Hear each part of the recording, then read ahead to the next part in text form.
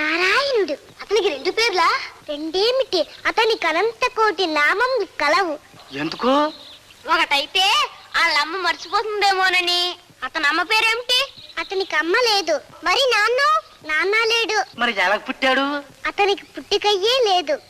వాడెవడో విచిత్రమైన వాడే, చూడవలసిందే.